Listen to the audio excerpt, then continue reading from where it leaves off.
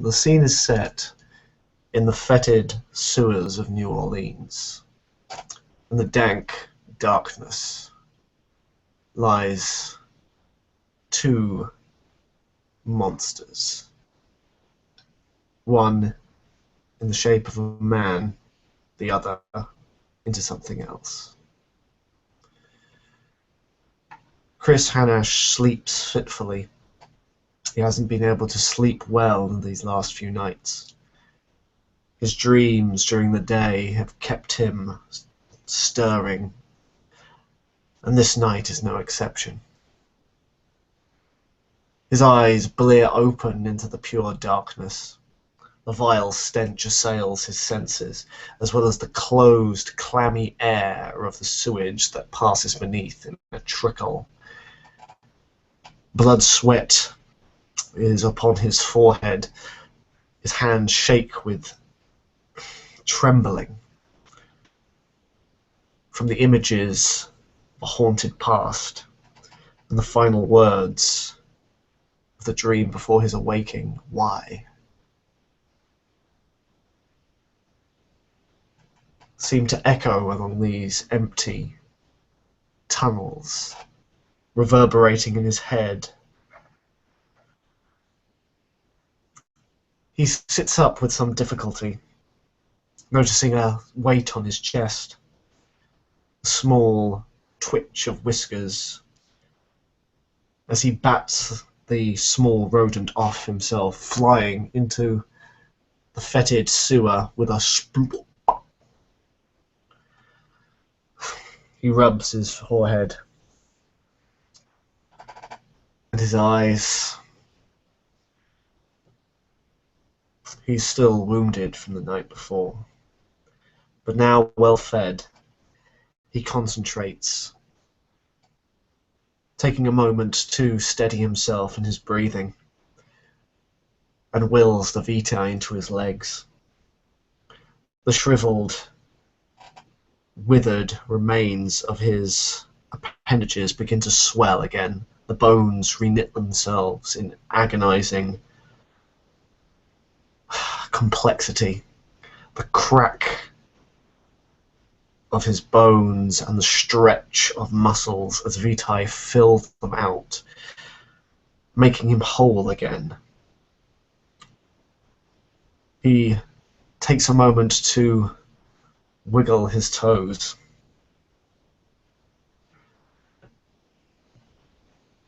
And looks around and remembers his clothes were taken from him.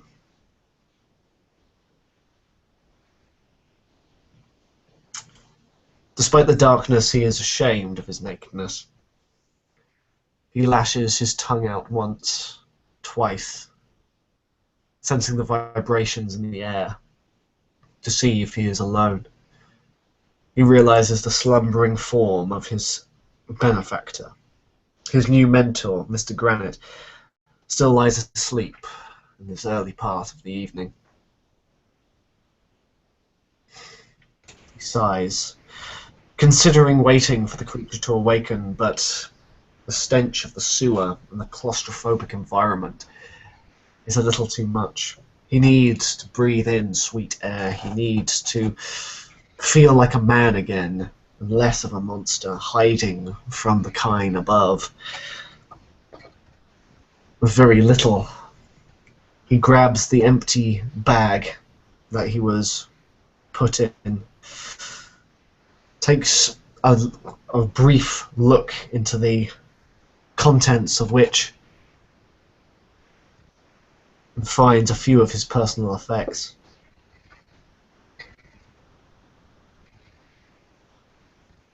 His notebook, most notably. The money has gone, and so has his makeshift stake, and his clothes are still not here. Tip-tap, tip-a-tap. Sound of light feet. You know that they're there in the place that you are, echoing up in the distance, and of course, they're getting close very, very quickly. Startling you, but you know you're there. You know they're there, but you know you're close. But there's nothing to be seen.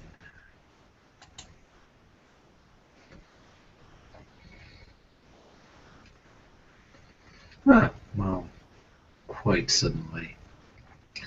Almost completely out of the blue, you knew that there was something there, but nothing gave it away. There was no person, there was no shadow, there was nothing that you saw, and yet something has grabbed you by the arm, startling you out, completely out of your realm of thoughts.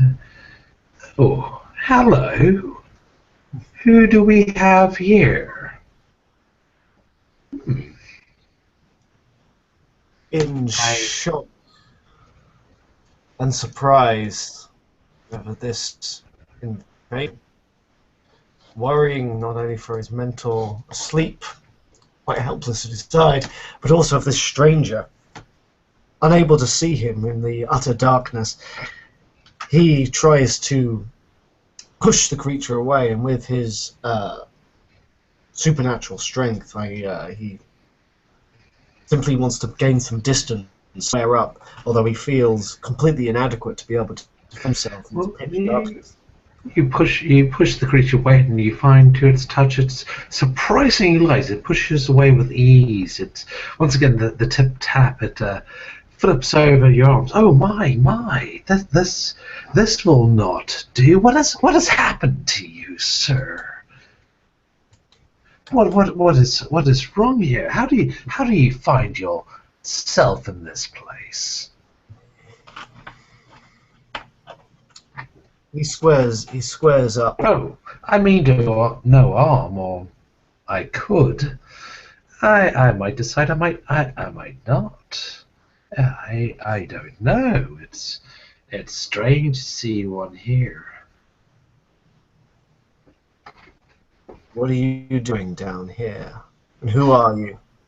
Oh, well, I'm a lot of things, but well, I need to know yours. It's rude to ask for one's name but not provide your own. I am under the adoption and protection of the Nosferatu. We are under the city at this point. Who are you? Oh. Well, no name, but at least some things that matter. Oh, shoot. Oh, we could talk to this person. Oh, you think they might help? They could. The Nosferatu were always the strong types. Yes, I think he might be quite suitable. Not many know my name in the city, but I've been around for quite some time. They call me the Shattered. Quaint.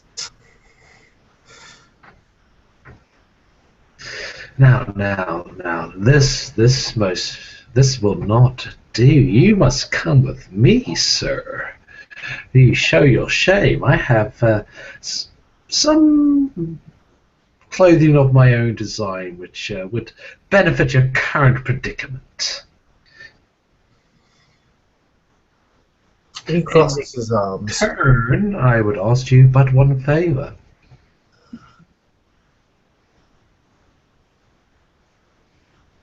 You're trying to extort favors from me now for that of clothes. Yes, you have something wrong with this. I create very high quality items. Some things that would not be besmit between the highest of societies. I'm sleeping in a goddamn sewer, Mr. Shattered. Do you really think high societies is really the high list of my priorities right now?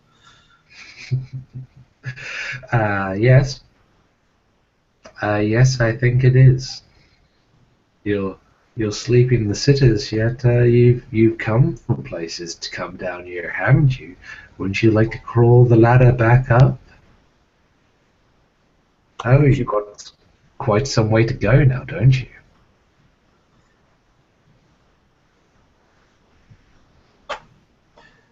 You'd be surprised how Unnoticed I can be, Mr. Shattered. Tell you what, favour for favour then. I'll clothe you and you help me out, and you might call me in the future. This is not something I want to do on my own, but I love meeting the new ones. That's a bit more like it. Do you want to keep that? Oh no, that's nothing that matters. I don't even know why I keep the darn thing around. Well, what do you want doing? Patrolling. It's a dangerous night these nights, and there are certain places where elements I disapprove of like to sneak in. I'm not one for heavy muscle, but it appears you are. And I could use that. I could use that definitely about now. They could use that, I could use that, we could use that. Alright. Do you want help muscling people off your turf? Okay. I'm down with that. The ones nearby, I don't expect to go too far, but there are spots prone to these disturbances. I like to call them disturbances. You see, once they are found, if you've got the right people, the right mind, they don't last very long. What? You don't have the right people, you don't have the right will behind it, it causes a problem. One problem leads to another problem, chaos ensues. No one likes chaos. Well, I do, but the others don't, and it causes troubles that they're not willing to deal with. He pinches his nose briefly and goes, "You're a goddamn fecking malk, aren't you?" Maybe. Maybe. Well, it certainly sounds like one. A pleasure to meet your acquaintance, Mr. Sir You can call me Chris. Chris. Chris. We can work with the Chris. What brings you down here, Chris? Please, follow me. I'll take you to some place. We can get you suitable. We can get you respectable for the night's walking. Something nice. Maybe a hat. Nah, I don't think a hat. You have fine hair. Unfortunately, some decent trousers might be required. Yeah, they've not come back to you nicely. Oh, you need to work on that. Still, much place to work. Pair of glasses. I like your glasses. Oh, the character doesn't wear glasses, by the way. It's just obviously I can't do it without them. Let me rephrase. I would like you with glasses. Sure. Well, I have just the things. Come with me. Come with me. Follow me. There are many paths down here. Don't want to get lost. There are other things down here. Things others try to hide. Oh, you mentioned. Oh, that one. I haven't had much words with that one, but protection's protection. But the others might not know. Follow me. I know the safe roads. He sidles up, considers for a moment not only the sleeping body of his benefactor, but also what could this creature actually do for him. He seems very erratic, but did mention that he has been around. At least he likes to introduce himself to the new ones. Perhaps this madman might be able to garner information that others can't. Although he likes to talk a lot. What's your character look like, by the way? It's pitch dark. Doesn't matter. It is pretty dark. I'll give you a actual description once we get to some light. Yeah, no worries.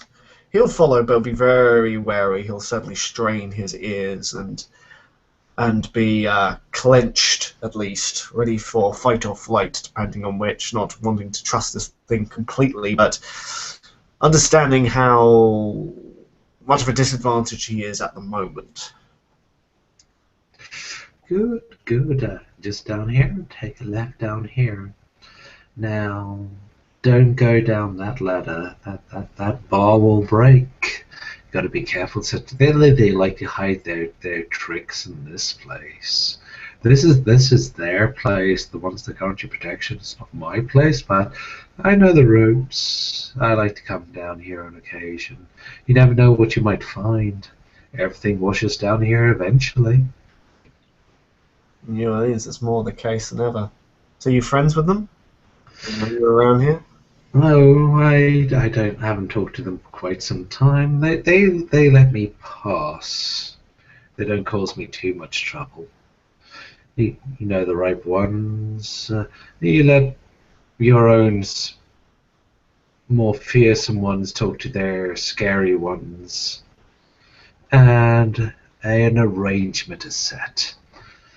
Once you have an arrangement, it's all very easy. When you don't have an arrangement, well, then things get ugly, and well, it's always nasty when you have to mail arms to each other. Inventive. Oh yes, classic communications. Young ones come, young ones go. The ones that manage to figure things out, well, they stay. Let's see. One for figuring things out, are we? Oh yes, I do like that. Well, at least Motomi does. Now, just up here. Don't be too alarmed. You'll assume that we've been walking for about half an hour, and you've been just like doing catching up, bit of conversation, catching up, bit of conversation. Now, just up here. Never use this route again. Next time, it's not going to be quite so safe. I like to make sure that people don't come down here. Sometimes it's nicer. Sometimes, well, they don't manage to get all the way through. Maybe you see what I mean. But I know the way. This is my place now. Don't have to worry about them. You're in my place. There are rules for this, I hear. You should be saluting me. He gives a bastard salute. Thank you very much, good sir. Now, just up here, when you climb a ladder, you pull off the sewerlet. You're in a parking lot. Yes. Look around, see if there's anyone around, but he'll still activate level 2 obfuscate to climb up and sort of squat down. Just through here. This is my place. You can see this large open parking lot. There's not a single car to be seen here. Broken lights. The entire area has been abandoned. You can see from the outer walls long strips. I don't know if you're capable of reading them in the night, but they might say things. They're just long strips in the darkness in this large, abandoned mall building in the darkness. Oh yes, here we are. It's always nice to be home. I don't get guests often. It's always nice to have new friends. I wait so often for new friends. Well, why not? Because it's cozy. Oh yes, very cozy. Not so cozy to the other ones, but it's cozy to the ones I let in. If they're not the ones that I let in, well, things get interesting. Very, very interesting. But that doesn't happen too often nowadays. They know better. So, come with me, come with me. He goes, opens the doors, has the key and everything. The chain lock is opened. The chains fall apart. The large, small doors open. She quietly closes them behind you. Barely even a sound. Very well oiled. Locks them behind you. Yeah, here we are. Here we are. Come to my shop, good sir. We have much for you. Perhaps a nice shirt, a waistcoat, a fine pair of delightful. We could choose your shoes. Come with me to my shop, good sir. Tonight is your night of nights. The absurdity and the utter horror of the situation isn't lost on Chris. The abandoned building gives off a very eerie aspect, as well as the inane chatter of this shattered character. Definitely lulls him into that sort of mindset of a horror movie. Despite himself as beasts, still royals, telling him to flee, to run, or just destroy this thing that dances and prattles in front of him. But he keeps stoic, and I'm going to quickly roll just a courage to see if it's unnerving me. If you run, I will chase you. Oh no, yeah, he's Good one.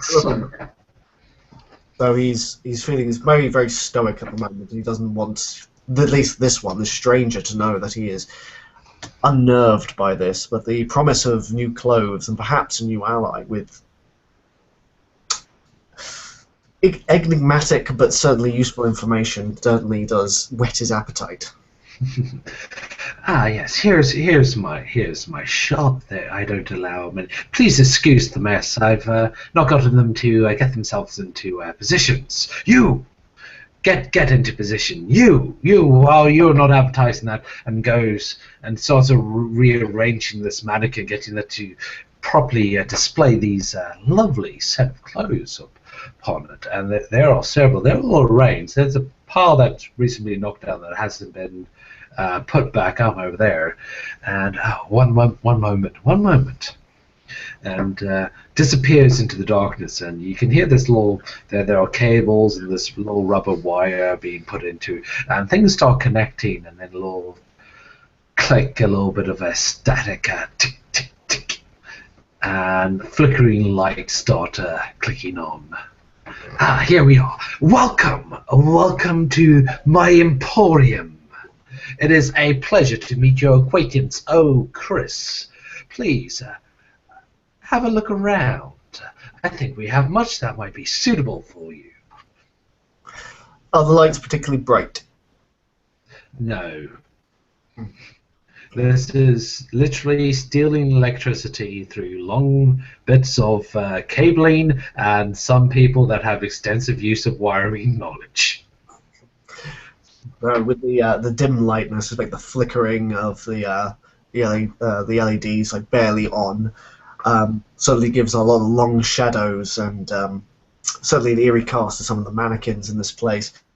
But when lights do come on, he starts rummaging through some of the discarded clothes, gives them a bit of a smell to see if they're like rotten or musted at all, and tries to find something that's at least semi usable or fresh. Yes. Oh yes. Oh, don't go. I'm still working on that. And you've got this being this constant motion about this person, always in motion, always moving, always very light on their feet, always moving from one place to point at something.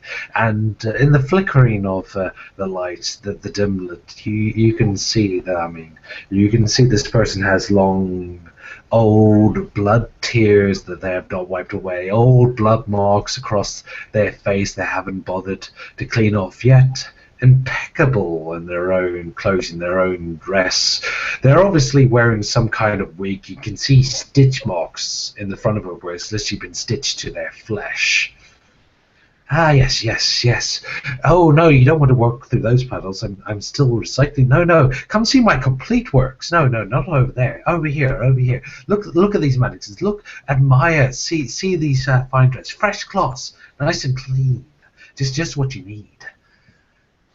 He'll start to don some of these guys quite hastily. There's any undergarments, will put them on straight away, and then try and not upset the host by taking his suggestions with the at least the trousers and the dress, but trying to get himself dressed as quickly as possible while eyeing up this individual. He will roll his perception and empathy, of all things, try and figure out this creature's intent.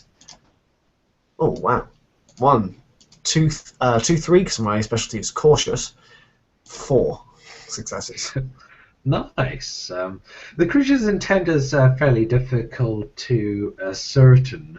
While there is no kind of immediate threat. I mean, she's very much like wanting. She's like very directing you away from the things like if it's got like a Nike label on it or like any kind of fashion label, she's directing you to these unlabeled things, and which through certain empathy you can see that she takes a certain amount of pride over. Common sense dictate that she might have made these are the ones that she made herself. You know, but, how one would say, no, not that. Oh, sure, it's got that brand over there, but my work is much, much better. And is it better, or is it like, you know, ridiculously sewn together? Some of them are ridiculously sewn together. Some of them are literally costumes you'll wear to a fancy dress party. Other ones are, yeah, like she said, fine as high society shit. She's actually incredibly skilled. The only problem is if you wanted things that match together, you need something from that one, something from that one, something from that mannequin down there. So we'll take the suggestions, try and go for something a little more plain. He never wants to show himself up, but some easy slacks or even some dress pants and just a shirt will do him for the moment. Simply to get a little bit of himself back. He notices like the grime on his hands and feels a little uncomfortable putting the clothes on after his night in the sewers. But he doesn't wish to upset his guest. But once he is fully clothed, he will stand up. Yeah. I was completely sneaking up behind you. You feel this little cold dollop on your head, and suddenly a little bit of hair gel is being massaged into your hair and is being styled for you. Ah, yes. Now it all comes together. Now we have a look. Now we have something we can be proud of.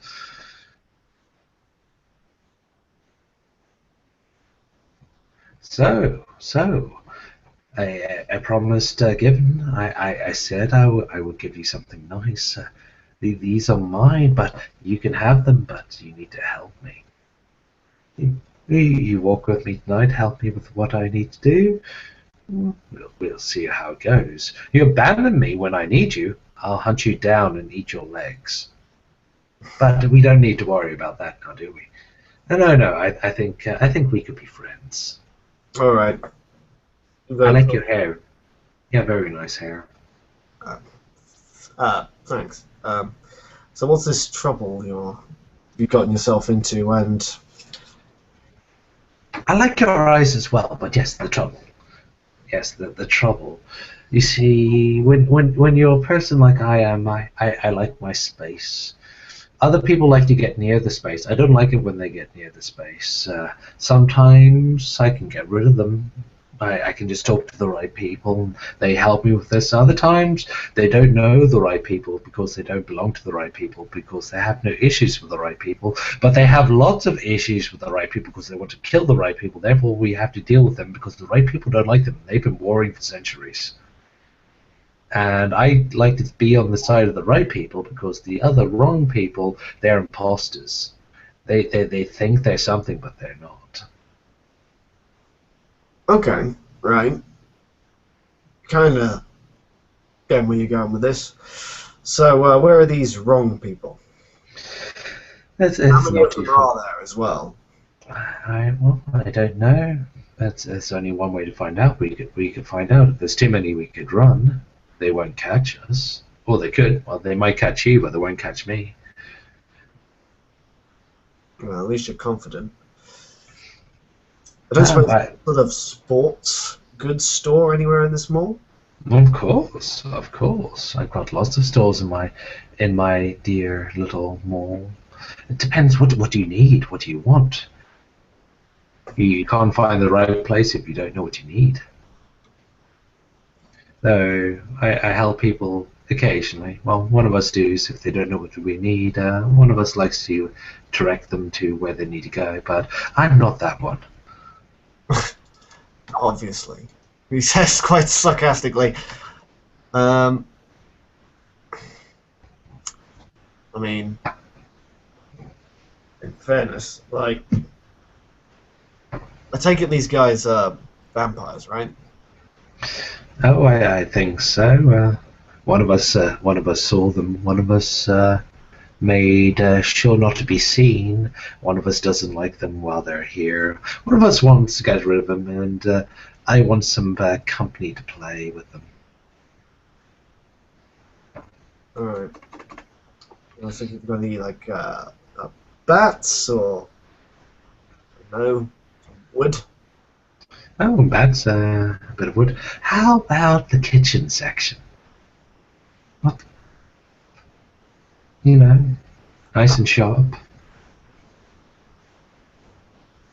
I've got a military surplus store. Not too much stuff left in there. Their stuff, they like to say it lasts. It really doesn't.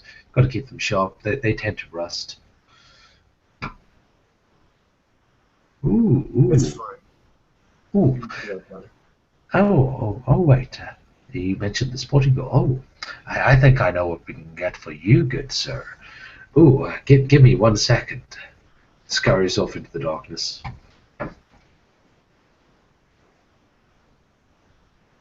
Doing anything in the meantime? He's a little bit dumbfounded. He will actually do a search roll and do a perception investigation to see if he can find anything that can fashion to a stake while the guy's away, just in case this gets out of hand. Dun, dun. So with 4 successes, there's a bit of plywood or piece of the wall that's coming out, which with potencies they'll just take apart. It's just a shard, like nothing particularly good, but certainly sturdy enough. And he'll put it behind, trying to like tie it into the belt that he's newly acquired for his new glad rags, as it were. Of course, of course. Well, it's quite easy to like find something that you could quickly break into a stake, and there's plenty of things that can easily be that's been broken a long time. No one's going to miss that bit, and it's pointy. I mean, this place has been abandoned for a long time. Either way, the person after a few minutes will come back. You hear the tippet have a very, very light feet, dashing very rapidly, always in motion, always moving, always got something exciting to say. Ah, yes, I have something. I think something that you might like. Well, you mentioned baseball. I have something better. Something one of us put together. Something one of us thought was a little bit more interesting. Okay, what do you got? Well, you know how those people play that. What's that game where you have this flat round thing and they knock it around on ice? Yeah, we have one of their sticks, and the bit that they hit it with, yeah, we decided that would be better replaced with something very, very sharp and very, very metal. So you've made a shiv out of a hockey stick. Yes, yes, like that, but really, really sharp. Okay, let's have a look. It's an ice hockey stick where they've expertly, impeccably, the entire bottom part of the ice hockey stick where the little bit would go and actually hit the puck. I don't know what part to actually call that in real life. That bit has literally been replaced with a sheen of strong metal that has been sharpened on both ends. It's nearly scythe-like. Do you mind? Of course, of course. I think it quite suits you. Maybe if we had a mask, but no, that would block your pretty face now, wouldn't it? Yeah, I'm getting the whole Freddy Krueger sort of, Jason vibe from you, Mr. Shattered. Oh, you missed an opportunity in the props department of some horror film or another. What do you think? What do you think? We thought it was quite nice. Oh. He tests the connection of the blade and the stick, and he checks the stick and gives it a few like cursory sort of golfing swings, not putting his full weight behind it. The thing that you like most about it is on a lot of things, even like if you got like a cheap sword, you know how you get that little bit of shink between sword and hilt, but it just shows that it's cheap. Yeah, this doesn't have that. Nice, tight-fitting, applicable. You could probably chop wood with this thing. Yeah, I reckon we can cause some real damage with this. Oh yes. I think this will be it'll be a good test. Maybe one of us might make another one, but we need to see how the prototype works. Yes. For science, huh? for science.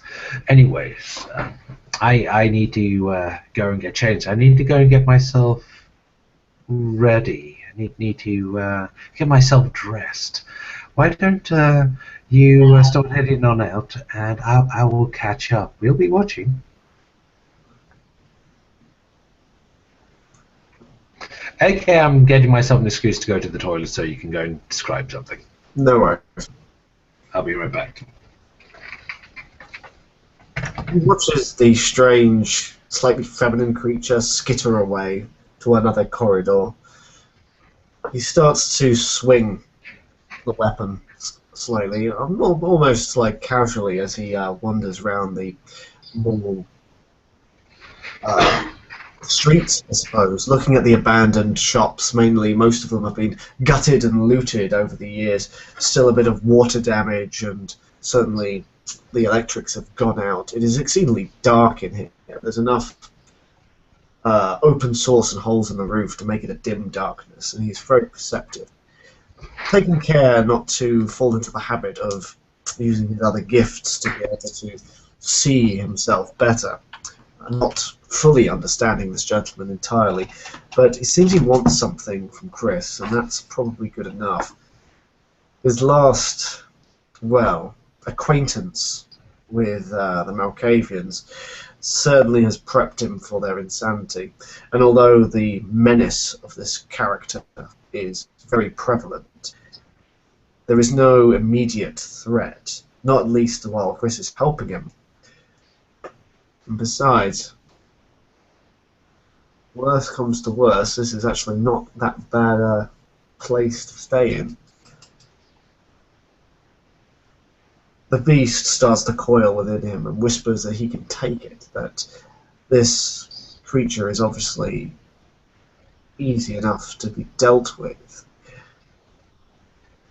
But Chris is no fool. You can never trust kindred on appearances. Even the most placid of kindred can pull out tricks that you are not expecting, and he doesn't quite understand the scope of kindred power. So he will simply wait and bide his time and see how this plays out. He might gain a favour, he might not. But in the end he has garnered himself some clothes, and it feels good to be outside and away from the sewer. Although he still smell its stench on his skin, he just wants to go back to the motel and shower and perhaps get into his own clothes and get some of his own personal effects. Maybe start working the streets again and trying to earn back some of that hard stolen money. But moving on to the gift horse and the mouse, perhaps this is providence, perhaps it is fate. Never a religious man himself, coincidences just seem to happen to him, and so he'll go for the ride, at least for now. Well, almost the creature nearly pounced on you, nearly diving on you, a light tap on the shoulder, and just kind of near flipping over you. Ah, I'm back. Well, the creature's now in a actual dress. You know, proper standard dress. Though you can see something about the colours. It's all very zigzag. In that it feels in pure light, very artistic, very, very, very fancy. But something about the colours, something about a theme about it. It's nearer, if emotion, it's like camouflage in the darkness. All the right dark colours, all the right things to blend in an urban environment. Oh yes, I'm now ready. And just the last flash while you're in some reasonably decent light. The person's flesh is completely smooth. I mean, there are no pores or flaws or anything. I mean, doll-like smooth. Yes. Now we're ready. We have 3 places to go, 3 places that we need to see. Okay, well, lead on, Macduff. Sorry, what? Oh, sorry, I don't think I know that one. I'm sorry, I don't watch a lot of TV nowadays. Oh, well, please, come with me. First the bus stop. They occasionally like to hide out there. There are people that sleep there, they're alright. easy drinking, but I like to keep them a little bit safe. You know, don't let people take the easy ones. Well, I'll tell you what, this is your place. I'll follow you, and then do as you do. So if you want someone removed, you give me the nod, and I will appear. Good, good, good. Then I will not disappear. Good, good. You follow me. You follow me. I mean, he says, holding the makeshift hockey axe. This probably will give across the wrong message if you're not wanting to chase them away. So, Good, good. Oh no, no. If we find the ones that I don't like, I don't want them to have the opportunity to run away. They don't get to escape. They get one chance, and that chance was spent on coming here. If they arrived in one of these places in the first place, and they didn't talk to me, they don't get to walk away. okay, fair enough. Good, good, good. Glad we understand. Deal's a deal. Now follow me, follow me. And you can see this hyperactive person just like lighting their feet. They're trying to make sure that they keep within an eye distance of you, but they're also got this speed, this motion, this pace behind them that they're trying to hold them back to make sure that they keep pace with you. Chris starts to hang back, and as soon as she darts away, he activates his obfuscate, trusting the fact that despite her erratic behavior, she'll realize that he is at least behind her. Not one to leave a damsel in distress, even though none of those words really fit the young Miss Shattered. He will follow diligently, interested to see what these invaders are. Well, you'll of course leave them all, and as it'll open the door for a certain amount of time. You've been outside for like a little bit of a while, and of course she doesn't notice you, and then closes the door, locks the place up, starts on my area, and heads to the nearby bus stop. That's a small bus station, which would have been on the near outskirts of the small drop people off, keep people near this nice central location, which has since been run down for a long time, and starts checking things. There are people sleeping potentially. She starts checking each of them. A little bit of snuff over there, a little bit of a dance over. She keeps very, very quiet, very making sure that she doesn't wake up anybody, and gets to one of them on the far off distance, just on the side, platform 9. Oh dear, oh dear me, oh dear, oh Clive, why did they take you, Clive? I liked you, Clive. I would have let you stay. And so starts talking to this body on the ground. Yeah, as you get closer, she can't see you at this point in time, but she's like, oh shame. And there's this body of this street bum on the ground. You can tell where they've, unfortunately, somebody has gone and nipped their throat and drained them. Oh no, oh no. Ooh. Oh dear. Oh, we will not let you go unavenged, Clive. We will remember you. And with a little pat, closes his open eyes. Where did they go, Clive? Where did they go? Chris will start examining the scene as he was a cop. Not Coptic Scott, but he still knows the drill. Rolling his investigation and perception, moving the body. Oh, well, not those successes. With only 2, you certainly can see exactly the way the man died.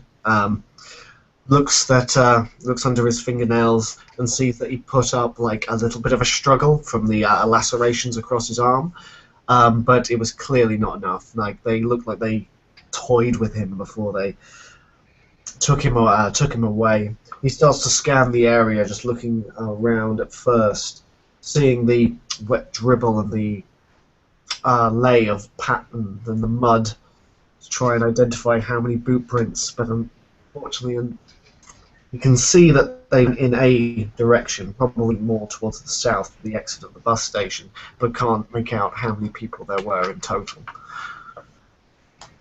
Well, you can see the creature carefully. Oh, I'm so sorry, Clive. At the same time, gently pulling off a ring off of his finger and putting that into its pocket. So, where did they go, Clive? Where did they go after? Oh, they went there. I thought that was a spot.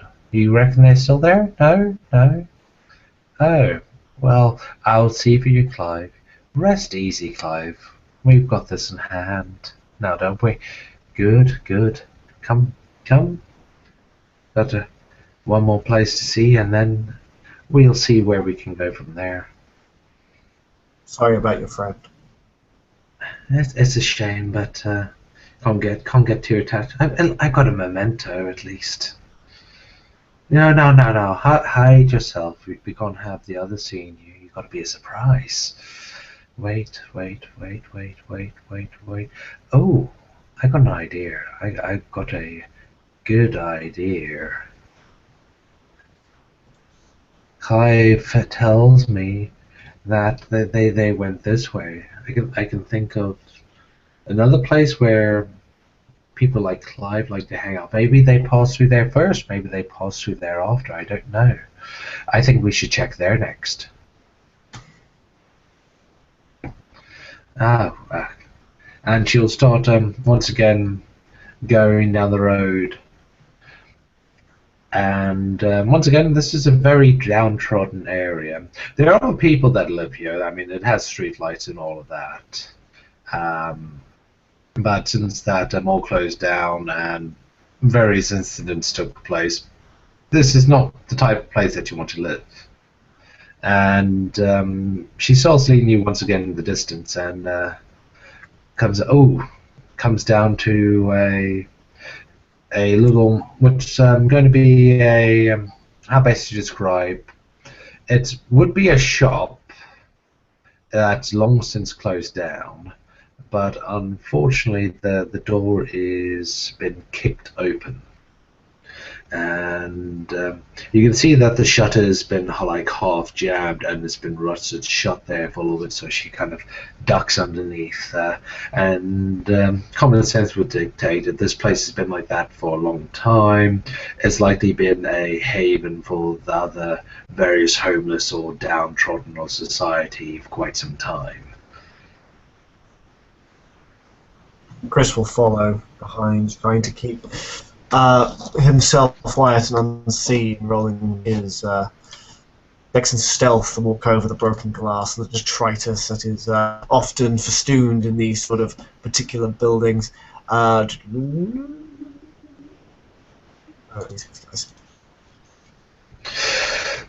look at that! I wish I could roll. Nice. Okay, you come into a place. There's been a struggle here, an actual fight. Obviously, some people are staying here, and obviously, some people have come in and created a stir. You can see that there have been bullet holes, though potentially no actual gunshots. You can find the odd shell casing in here, and they're fresh. And once again, another drained body. Oh, this is Eric's place. He liked to live here. Unfortunately, Eric's not going to live here any longer. Poor Eric. Poor Eric indeed. Eric is a big beefcake of a guy. Unfortunately, Eric's been shot. Unfortunately, Eric is not bulletproof. Chris will look down at the body with with the same amount of pity and sort of despair over this new world that he's inhabited himself in. That the dregs of society, those that push on the fringes in both the night and the day, are always the ones to suffer. He's been the instrument of that suffering more often than not. But this is something different. This is cruelty with no forethought, no regret. and it sickens him to his core that there are creatures out there that delight in such things. They've taken Eric's things. This is not good. Eric looked after this place. This is why Clive isn't here. If Eric was here, Clive would be fine. But no, they got Eric. No, they have to pay now. They've made it personal. I liked Eric. I liked Clive, but Eric was better. Eric made sure I didn't have to worry about things. They've taken Eric's things. We need to get them back.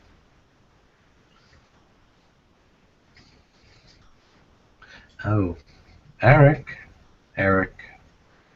Where did they go, Eric? Oh, no, Eric, you're not talking to me. I'm afraid you're nice and quiet. I'm afraid we're going to have a look around. Eric's not talking anymore. Let's see what we can find. Okay. I'll roll his perception investigation. I'm going to aid you with my own perception investigation and give you no extra dice. Look, you say. Look, he has shoes. It's surely a cue. Shoes lead us places. They've definitely not taken the shoes. This could be a sign. Fucking Malks. Looking around the scenes, obviously this gentleman here had a weapon and knew they were coming. There was a makeshift barricade put forward before they burst in, obviously with some force. The dried blood splatter has already turned a vitreous brown, indicating kindred vitae, as it doesn't survive long outside of a kindred's body. However, it is pretty fresh in that sort of regard, no more than maybe an hour or so, and you can see the way in which the shotgun blast itself has caught the unlucky interloper, has sprayed across the outside of the house, and a small dripping of visceral and, well, unfortunately poor bits of Eric leading outside of the place towards a particular area which they can follow. But I don't know your domain as well as you do, so you have to fill me in. Oh, we're getting up outside my area now. Oh, they've gone quite a distance. They came here specifically. Oh, I can see that now. Oh, now it makes sense. Oh, let me have a look around. Let me have a sniff. And she starts activating her own allspec, starts smelling in the air, and then something that you didn't expect. Her eyes glow red.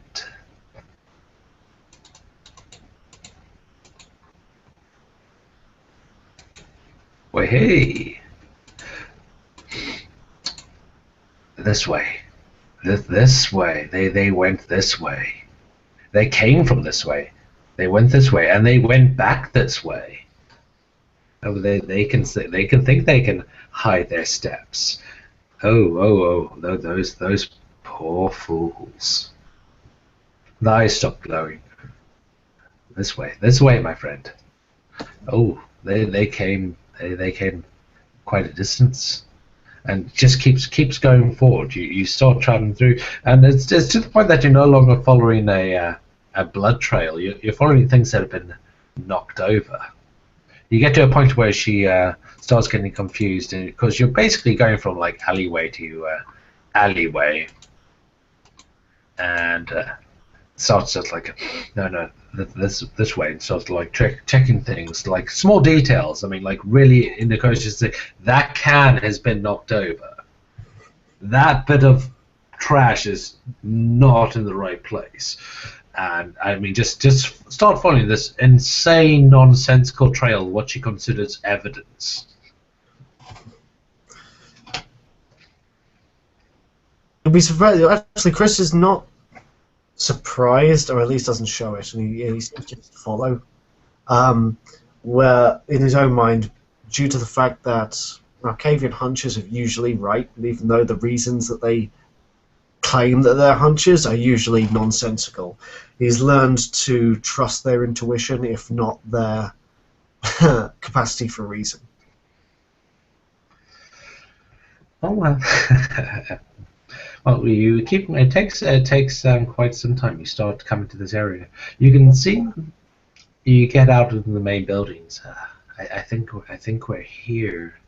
I always thought I was going to be here. I was definitely going to be here. I was told I was going to be here. The Lost told me it was going to be here. The Lost isn't really wrong on these things, but I didn't trust her. Why didn't I trust her? I can't remember. Doesn't matter. And yeah, you can see Doc's old rides. Things have been long since shut down. A couple of old buildings. You can see a little roller coaster in the distance. Something with a little bit of a ride name. These half, not quite on letters at the opening. Half of them have fallen off. Some of them, two of them has probably just been stolen. Oh, it's definitely here. Definitely here. Oh, great. Just like my night couldn't get any better. Oh. It couldn't get any better. I think it's going fantastically. It's glad that you agree with me. I'm glad we see eye to eye on this. Wherever you might be. But oh well. I don't know where to go from here. They're here definitely. I haven't been here in years. I remember when this place used to run. Oh, we used to have all the people down here. It was lovely. They had these great lives. I used to follow them home.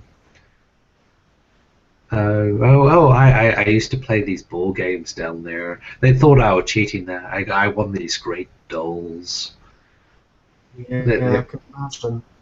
The place looks like it was quite the riot. Well, I never understood why this place closed down. Maybe one too many accidents. It wasn't me. I didn't cause these accidents. I think it was one of the other ones. You know, someone falls out of disfavor, accidents happen. well, there's that big building in the center there. I mean, that would make... They had all the cool shows down there. Yeah. I mean, that would make sense where they're hiding. But then we can't be too sure. Is there any way we can get onto the top of those rails there, like on the roller coaster? Maybe get a better view. See if we can catch them walking around. I reckon so. You just got to know where the ladders are, where the steps are. There's always a structure to these things. You got to make sure that people that run them can get around, but you got to make sure it's not too easy for the visitors. They don't like it when the visitors come up. They kicked me off the top once. They weren't too happy. I was on top of the world. I see. Oh, the lights! I missed them. Ah well. Well, it was a show. I lost it. Come along. Well, yes. Here it is. And Leechy just past. You know where you got the main, like where you get on the ride, but just basically going to the maintenance where the people would that actually ran the ride would get on. Yeah, the ladders are by here, if I remember right. Anyway, it's been a while since I've been down here. He pushes open the rusted door towards the maintenance exit, feeling the typical squeak and hiss of the typical like oversized metal these old roller coasters, moving up the metal railings, trying to keep as silent as possible, not knowing where these invaders, these creatures might lurk, hopping up to be able to spy within them. They head up towards the area itself and they look down. Chris uses the hockey stick for balance, placing it on the ground and then stepping so he has a place to lean as he leans off with literally nothing to catch his weight on, and starts to scan the park from this vantage point. I can't see them. I don't know. You can't see them. You can't see them. Where could they be? Let me have a look.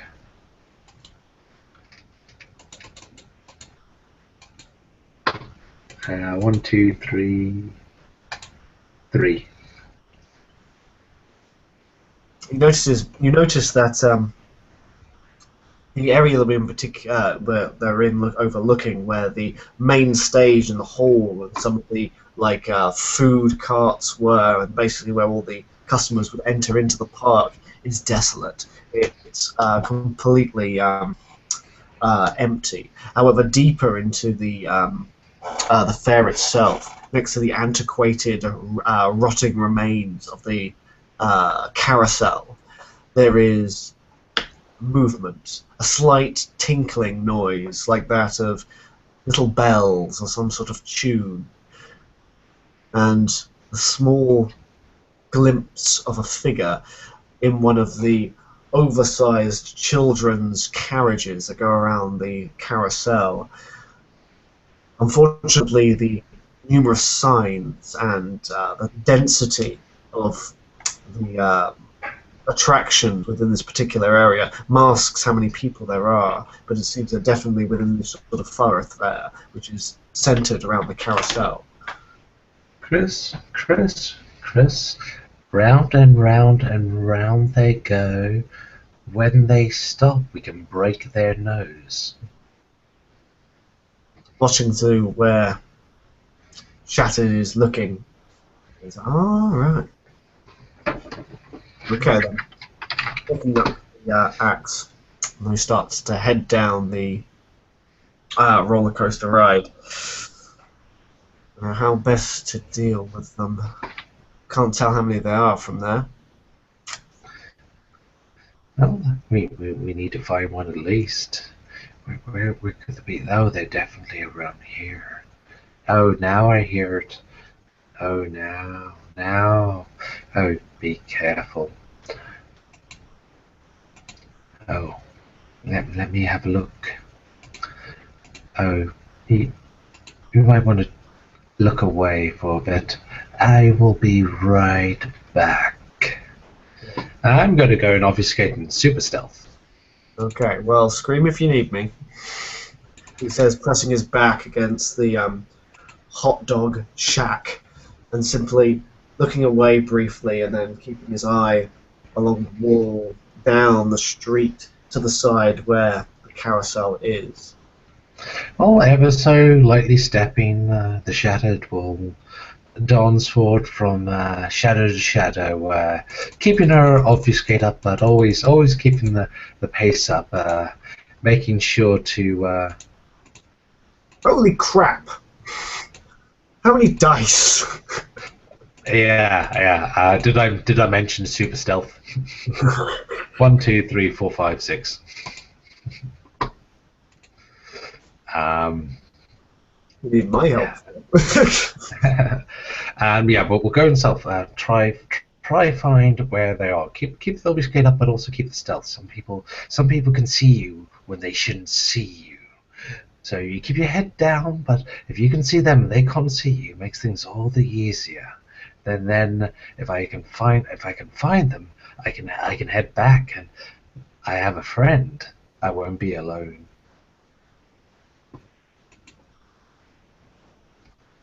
Feeling very disconcerted. Glee over this particular game of cat and mouse they're playing. He will allow the creature to... Shattered, rather, to simply be and simply do its thing, just ready to do its end of the bargain. Should we roll randomly to see how many people there are? Yes, go for it. I'll let you even choose the dice. You're going to choose the dice? No, I'll let you choose the dice size. Let's see. We don't want... should we just say a D... because they're going to be minimal shell heads, like average stat 2. So say D10. Yeah, works for me. I mean, it might be a bit too many. D8. D8. Yeah, hit the middle ground. Okay. 8 of the full pack. Full pack. In which case, since this is going to take a while, let me grab a cigarette. You grab a cigarette. We'll call this as an intermission, and shall we start that as a fresh scene? Yep, sounds good. Okay. In which case, thank you, ladies and gentlemen, for watching this scene. We will begin a part 2 shortly. Dun dun dun.